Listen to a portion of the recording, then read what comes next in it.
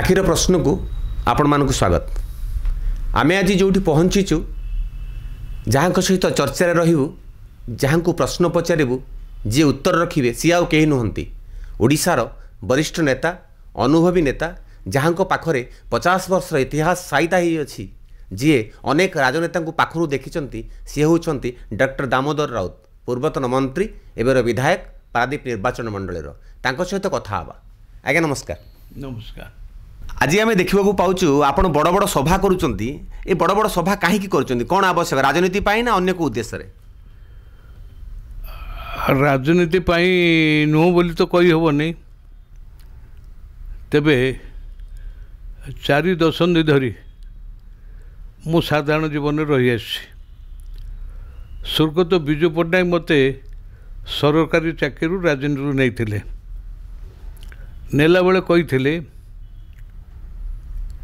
तो संपत्ति एवं क्षमता पे लोभ न करी लोकों सांगे सामिल हेबू समस्या समाधान करने चेष्टा करिवो। संपत्ति आहरण करने साधारण मनुष्यर स्वाभाविक प्रवृत्ति से प्रवृत्ति निजक निवृत्त रखो से लोक प्रतिनिधि तेणु संपत्ति कर लोभ रखी मु रखी ना। स्वर्गत नीलमणि राउतराय आरंभ कर स्वर्गत विजु पट्टनायक बर्तमान मुख्यमंत्री नवीन पट्टनायक ये समस्त मंत्रिमंडल रे मु 6 थर कैबिनेट मंत्री अच्छी सरकार अधा विभाग मु मंत्री हो सारी किंतु दीर्घ काल भितर मो नार कई दुर्नीति अभियोग आनी ना मु दुर्नीतिग्रस्त नुह विजु आमकर मोर गुरु भली मानी से मत कही स्पष्टवादी हबू सत कथा कहबू एवं तोर विवेक विचार सिद्ध घटना को तू क्या समालोचन डरबुनु तो कहबू मुझे कर तो बर्तमान नवीन पट्टनायक शासन में दुर्नीति भ्रष्टाचार जो भाई भाव में व्यापी जाइए मंत्री भाव में जो मु सरकारी दफ्तर में देखिली ताकू निराकरण पर मुख्यमंत्री आदेश माखिली देखिकी कौन कथा शुणागला नहीं।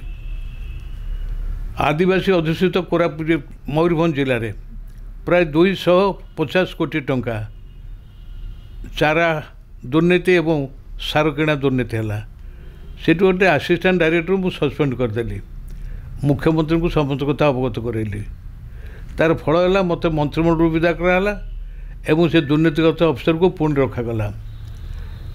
सेमती कलाहांडी गोटे आदिवासी जिला से कृषि विभाग उपनिर्देशक आत्मसात कले 8 कोटी 11,000 टका 11 लाख टका डिसमिस करैली। आपणकर रायगड़ा कोरापुट एवं नवरंगपुर 24 कोटी टंकार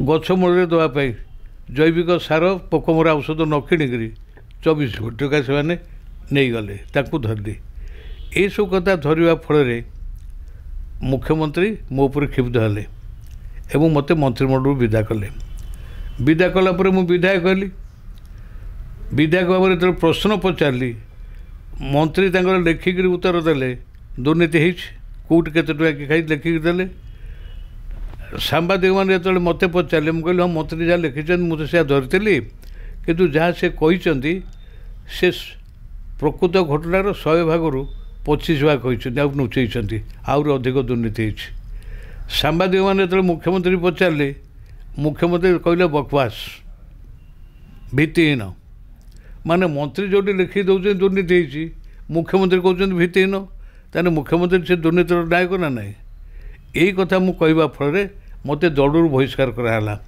दलू बहिष्कार कराला साधारण लोक प्रति मोर जो दायित्वबोध अच्छी ओडिशा 4 कोटी 20 लोक प्रति मोर जो दायित्व अच्छी मु साधारण जीवन को से आसी मत विजय आनी मो दायित्व मुझे तुलेबी तेणु यही दुर्नीति भ्रष्टाचार कथा कहवाई मु सभा समिति को जाऊँगी मु सभा करूने सूचना अधिकार अभियान एवं दुर्नीति भ्रष्टाचार विरोधी संग्राम मोर्चा से माने बैठक डाकुचंती सभा डाकुचंती मत डाकुचंती जावाई मु जोटी जाऊँ हजार हजार लोक आसी शुणुचंती आपण कौन कहते विजु जनता दल आपंकर अवदान बहुत अच्छी 26 तारिख रे जो योजना होता जे नवीन बाबू को मुख्यमंत्री बाहर कर पद पदवी को नहीं जावाई से आप भूमिका गुरुत्वपूर्ण थिला नवीन बाबू कौन से कथा मन पकईले नवीन बाबू मन पकड़े कौन विजु बाबूर पुओ हिसाब से सकल अपारगता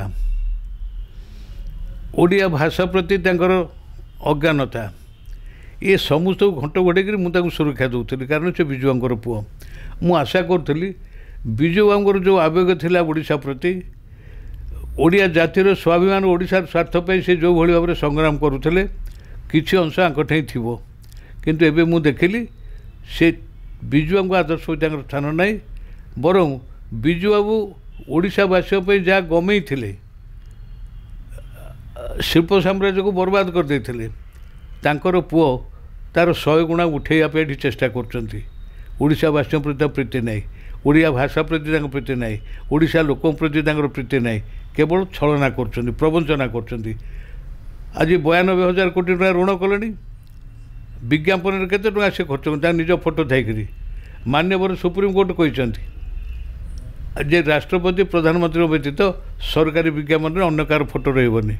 ଏଠି ରାଷ୍ଟ୍ରପତି ପ୍ରଧାନମନ୍ତ୍ରୀ ନାହାନ୍ତି, କେବଳ ନବୀନ ପଟ୍ଟନାୟକ ଫଟୋ ଦେଖି କେତେ ବିଜ୍ଞାପନ ଛପାଉଛି, କେତେ ହଜାର କୋଟି ଟଙ୍କା ଦେଲାଣି। 4 କୋଟି ଟଙ୍କା ବଜେଟ୍ ହେଉଥିଲା, 400 କୋଟି ଟଙ୍କା ବଜେଟ୍ ହେଲାଣି ବିଜ୍ଞାପନ ଜରିଆରେ। ଆଉ କେମିତି ସହିବ? ଏପଟେ କ'ଣ ଦେଖୁଛନ୍ତି? ସାମାଜିକ ଅବସ୍ଥା କ'ଣ?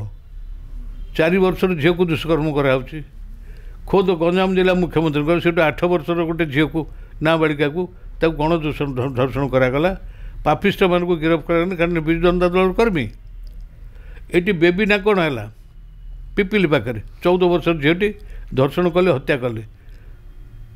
ଧ୍ରୁବ ସତ୍ୟ ସମସ୍ତେ ଜାଣୁଛନ୍ତି, ଅଥଚ ସେ ଆସାମୀମାନେ ନିର୍ଦ୍ଦୋଷରେ ଖଲାସ ହେଲେ।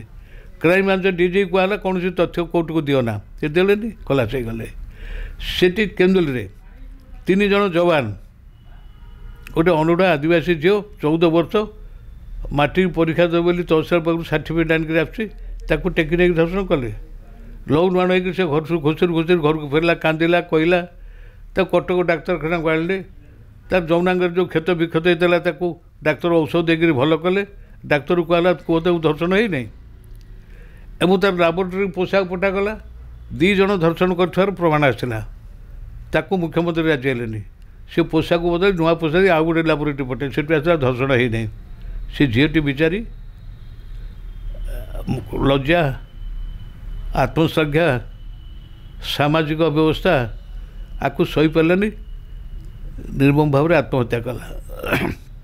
ଅଥଚ ମୁଖ୍ୟମନ୍ତ୍ରୀ ସେଇ ଯବାନଙ୍କ ଭିତରୁ ଜଣେ ନା 2 ଜଣ କିଏ ତାମିଲିଆନ ଯବାନ ଥିଲେ ବୋଲି ତାଙ୍କୁ ସୁରକ୍ଷା ଦେଲେ।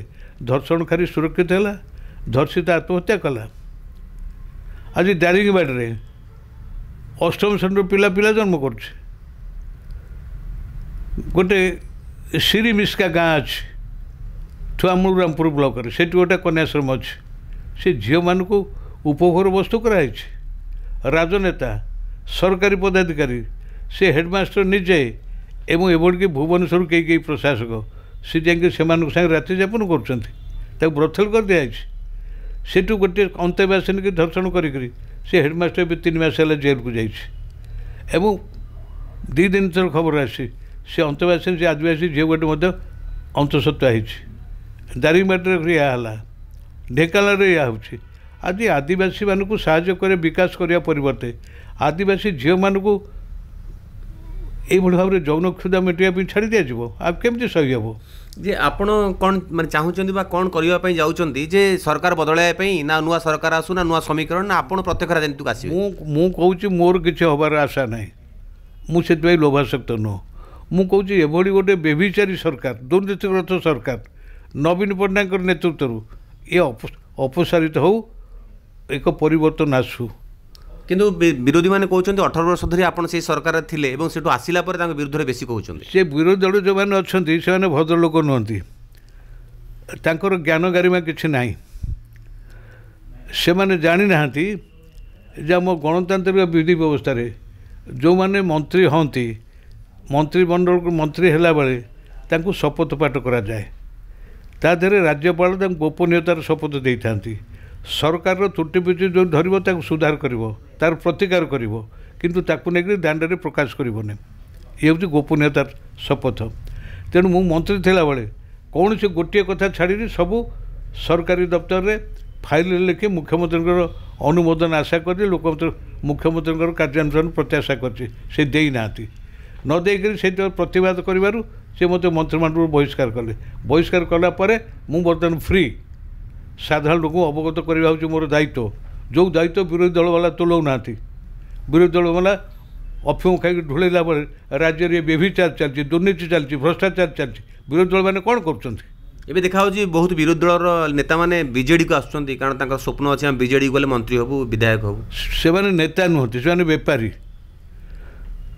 से कांग्रेस दल थिले जी उपभोग कले संपत्ति बहुत हो गला अन्याय उपार्जित संपत्तिर सुरक्षा देवाई एकमात्र स्थान हूँ विजु जनता दल और सरकार मैंने विजु जनता दल पुणी एथर आसीबो हाँ विजु जनता दल पुणी आउ थे शासन को आसीबो आसवा कथा तो नुह किंतु किए कहब लोक मानकर ओडिशा रे 19 वर्ष धरी नवीन पट्टनायक बड़ अवदान होची लोकंकर नैतिकता को किणी नहीं स्वाभिमान आउ रखी ना निर्भरशीलता कर टंकिकिया चावल से कालिया से बलिया ये सब योजना करी 92,000 कोटी टंका ऋण कर लोक देकर साधारण लोकर मानसिकता को दुर्बल कर देते तेणु से पैसा बांटिले पुणी भोट पाइपर आपन तो खाली नवीन बाबू विरुद्ध में नवीन सरकार विरुद्ध कहना बेले बेले आप व्यक्तिगत स्तर को जाकि विभिन्न विधायक जमी बालिकुदार आप कहले प्रशांत मुदुली की लोक भोट देवे ना प्रशांत मुदुली की भोट देवे ना कहली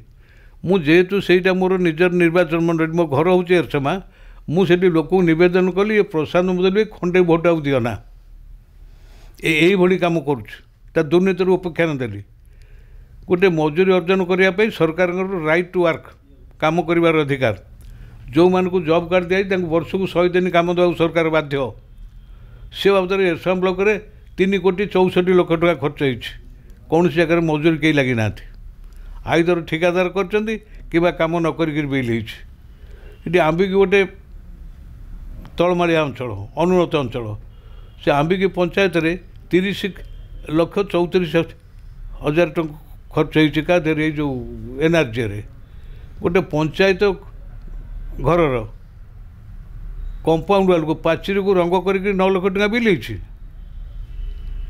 कथा किए बर्दाश्त कर मो जन्म माटी से यही व्यभिचार कर लोक कहली तुम जब मत भल पाओ मु 35 वर्ष काल ये खटिक ये तलमाल अंचल को उपरमाल करी बात्यार यहाँ शमशान पुनरुद्धार करी आज 15टा सुली से भंगाई 100 किलोमीटर नुणा घरिकी बंधाई गाँ गंडा भितर पचरा नुणी पानी चुंगुड़ी चाष हो 7,000 एकर जमी से पढ़िया पड़ी परिस्थिति जहाँ भी हो जार मुंड काट हो जार क्षति हो कि कहार लाभ हो सीधा कहवा राजनेतार धर्म राजनेता सीधा न कहले जनसाधारण ए गणतंत्र राष्ट्र साधारण जनता ठीक शासन पाइबेनी ठीक भाव में सरकार ठू जहाँ दाबी से दाबी तांकर पूरण हेब नाही एवं सरकार आ साधारण जनता भितर विराट व्यवधान रहिबो ए व्यवधान जदि सबुदिन एमती बलवत्तर रहे ताहले गणतंत्र भितर राजतंत्र काय विस्तार करिवो एठी नेता माने राजा हेबे नेता माने ए देश को निज इच्छा शासन करेंगे शासन हम एक छात्रवाद। नमस्कार।